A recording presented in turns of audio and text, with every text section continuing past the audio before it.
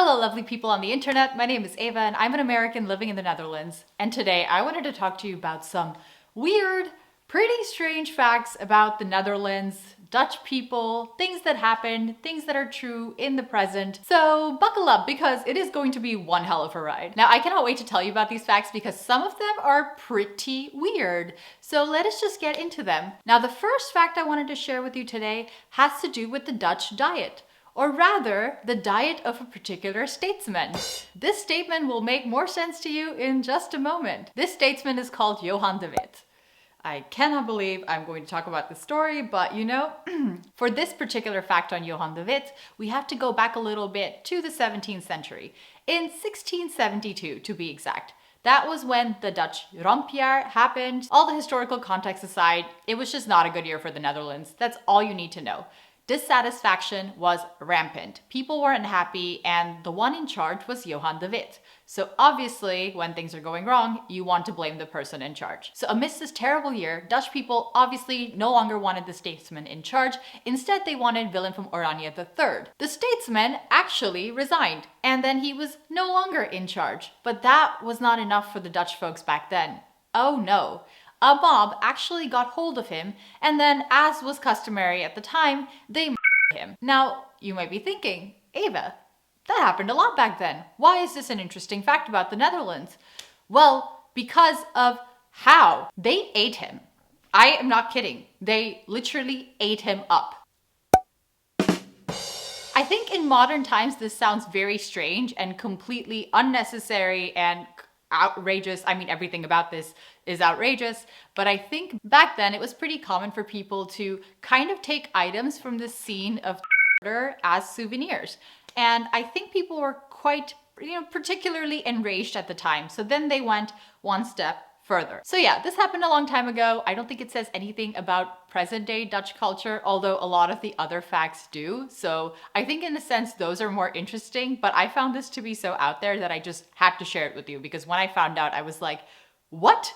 That seems quite extreme. And I thought it was interesting because a few Dutch people that I mentioned this to didn't know this either, so I thought I would share it with you today. Now let us move on to the second fact I wanted to talk about in this video. That is much less gruesome, I promise you, than the first fact. We got out of the way, and now we can stick to the less gruesome facts as a reward. So fact number 2 is Dutch people are the tallest in the world.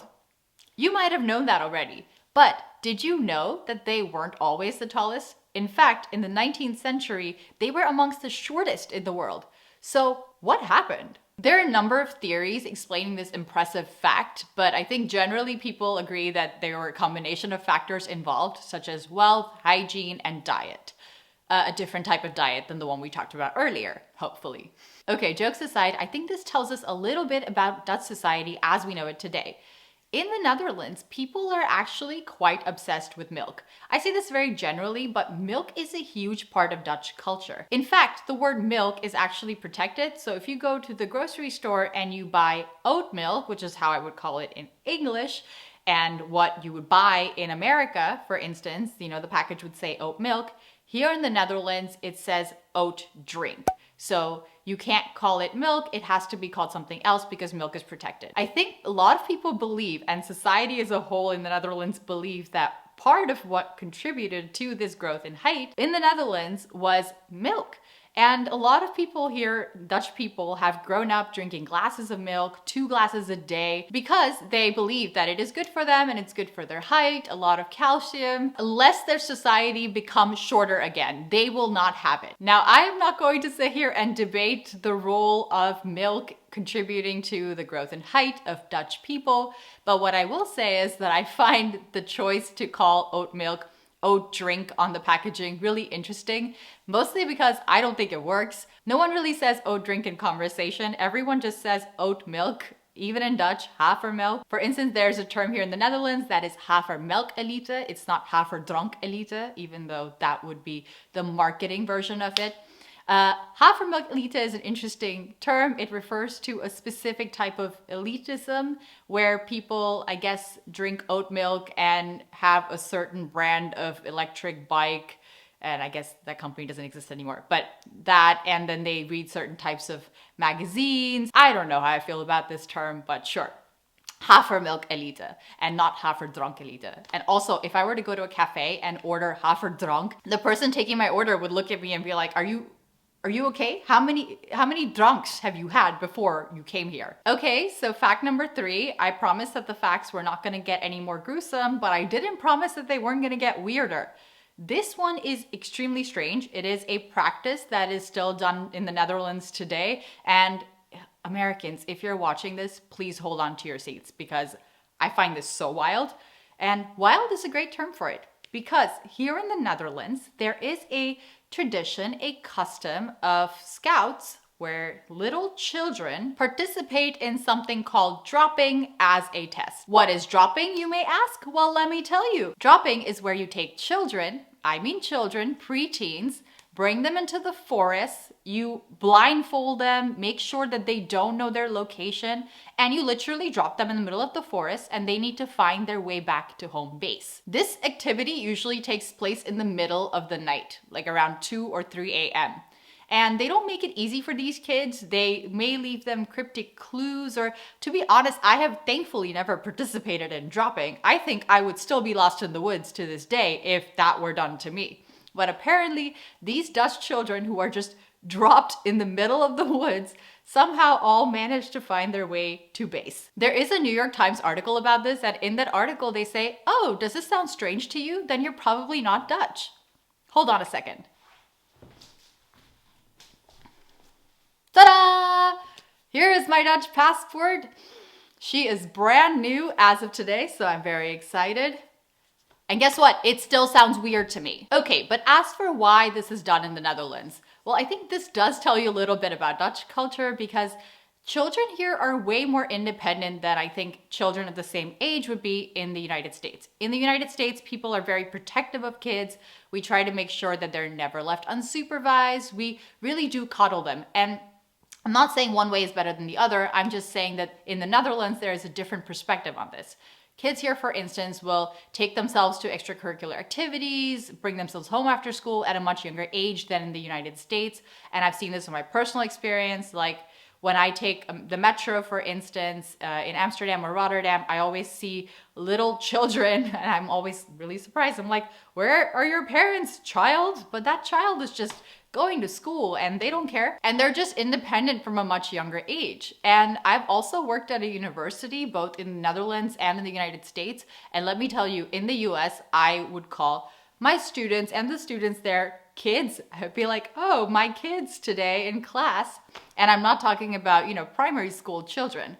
But in the Netherlands, I've noticed that I said that once in English. It's like, oh, the kids here. And they were like, what kids? And it's true. I feel like college students in the Netherlands are also more independent. And I think you see that growth in a way. And then talking about this activity of dropping, maybe this is indicative, at least the way I see it, of children, taking ownership and learning how to overcome problems, thinking for themselves, being independent, working together. So I think this really very strange activity, because I still find it very strange. I'm expecting a child and I do not know if I would want my child to be dropped in the middle of the woods. I am still American, even though I may now have a Dutch passport. But I can see now that this activity comes out of more general cultural norms, which I have come to appreciate. Now, the next thing I wanted to talk about is the Dutch love for drop. Because the fact here that I wanted to share is that did you know that the Dutch folks consume the largest amount of licorice in the world? This fact might actually sound familiar to you, but I think if you are Dutch, this is so part of your everyday life that you may not even stop to think about it. Drop is just a huge part of Dutch culture. And drop is disgusting, so I do not understand this obsession at all. I have integrated into Dutch culture and society in very many ways. I have gone through the inburgering, I speak Dutch, I do Dutch things. I have even given up heating up my leftovers for lunch and substituting it with broodje kaas. I am going all in. I have an oma fiets, but when it comes to drop, that is where I draw the line. You have to draw the line somewhere. And you know what? I have just tried very many times trying different types of drop, and they're all various levels of disgusting. So there is very disgusting drop, and then there is minimally disgusting drop. But is this something that I would actively spend money on and buy? No. But my wife who is Dutch, is completely addicted. So for her, this is a huge treat. And I think I've mentioned this to you all, but she drinks licorice tea. Like, also, how Dutch is that? Like, that this tea exists and that she drinks it all the time. Because she's pregnant now, she's limiting herself to 1 cup a day. And that has been a big challenge for her, like a huge sacrifice. And before we get into the last fact for today's video, I wanted to take a moment to thank you, first of all, for watching. And second, to say that if you have enjoyed watching this video or videos like this that I have made, consider showing your support for this channel in a very free and easy way by subscribing. Only 10% of you, I'm not kidding, only 10% of you who watch my videos are subscribed to this channel. So it will be great if more of you subscribed, also so that you don't miss any new videos from me in the future. So with that said, the final fact that I wanted to talk about is the stock market. Did you know that the stock market as we know it today was first invented by the Dutch in Amsterdam? This was shortly after the establishment of the Dutch East India Company.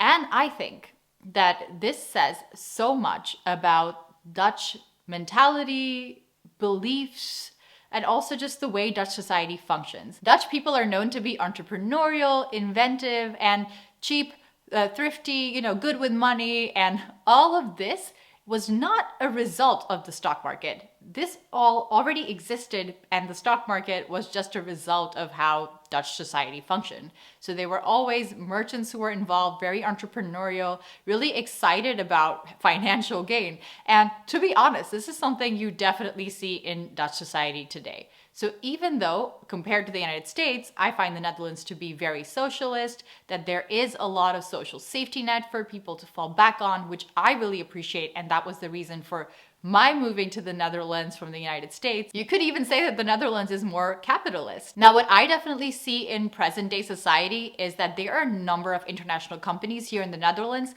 because they are given a lot of benefits by Dutch society, by the Dutch government. And I'm not going to debate the merits or the downsides of having these international companies here in the Netherlands. There's a lot of good, and of course there's some challenges, but that's a topic for another video by probably another person.